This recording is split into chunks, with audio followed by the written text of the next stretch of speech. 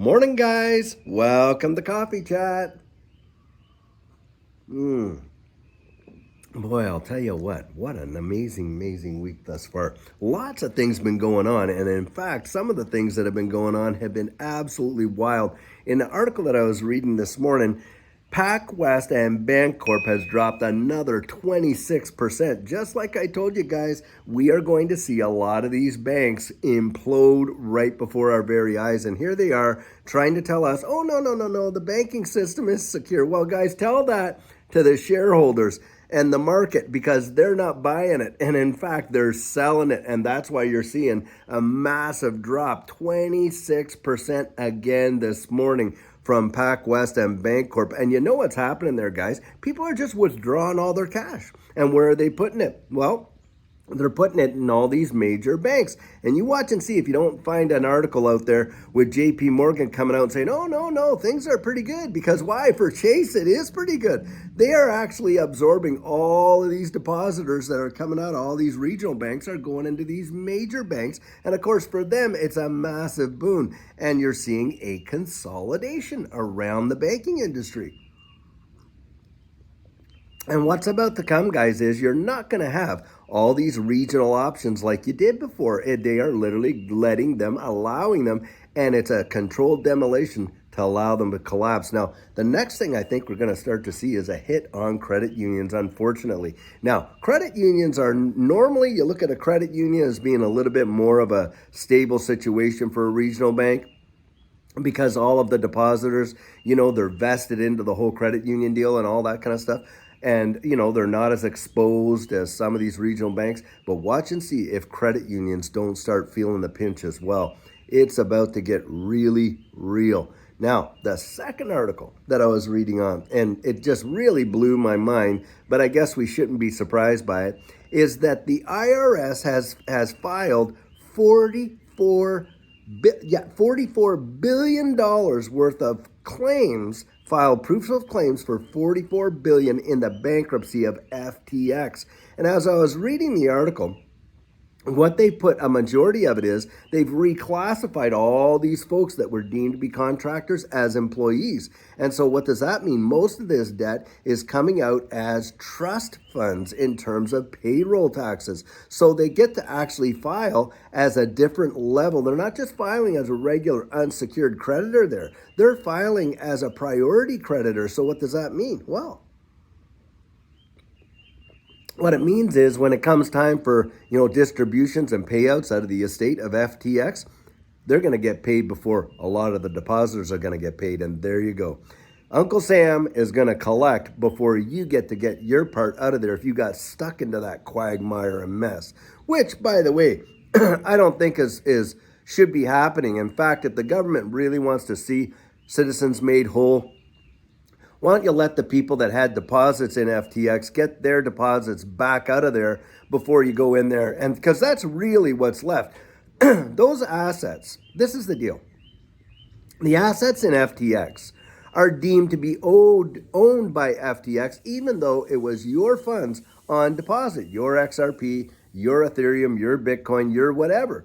But the trustee doesn't look at that. All of those assets that were on deposit, they belong to FTX. And you know what, guys? That's the way it is with your bank. You put your money in the bank. Now, of course, you earned it. It's in there. It's in your account. But you know what? You have actually given up ownership of those funds the moment that they're on deposit in the bank. And if a bank fails, hey, you fall down with it, right? Because the FDIC, do you really believe that they have that kind of coin to actually make all of these depositors whole? No way. And on top of that, it's only certain accounts that the FDIC insures, isn't it? And a lot of people are thinking, oh, well, my checking account over there, you better check and read the fine print to make sure that your account is covered by FDIC if you're in some of these regional banks. Because in a lot of cases, guys, they're not. That's a fact.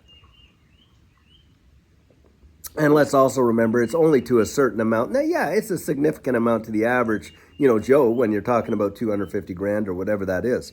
But if you even had like $1 million and you were spreading that out, you'd have to spread that out over multiple banks in order to assure that if one of them went down or they went down, that the FDIC would cover you. And they have to be in specific types of accounts, something to really consider.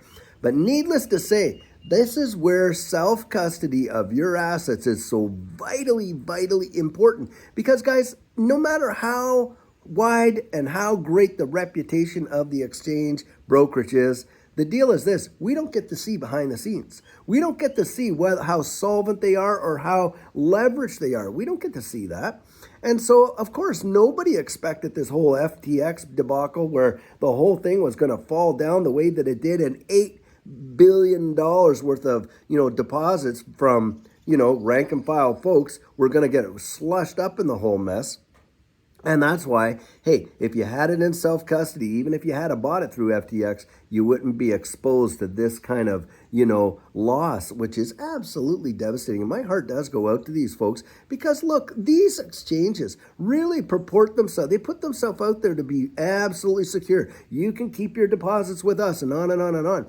But the reality is when they go down or they get hacked or whatever, we're usually on the losing end of that deal. And so that's why I really support self-custody. Now, having said that,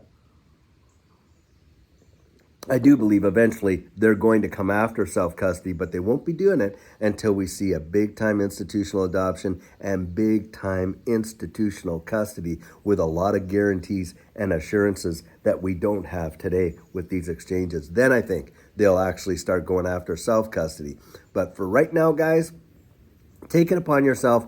Get out there and get some self-custody of your assets. There's security in knowing that. And there's great hardware wallets out there. You got Trezor, Ledger, Decent. Those are the top three. And, and some of them are better to use for others. Like, for instance, XDC, from what I see, works really well on a Decent wallet. Whereas when you're dealing with XRP and XLM and those kind of things, I prefer to use a Ledger Nano X on those. So needless to say, go out there and get one of these things. It's a less than $200 investment, and considering what you're putting into this space, it is well worth it. At least that's how I see it. Well, guys, I sure hope that you're having a fantastic Thursday. Only one more day till Friday and the weekend's upon us. So, hey, we're going to make it. So until later on when we have a great video plan to release to you, I sure hope you have a fantastic one, and take care.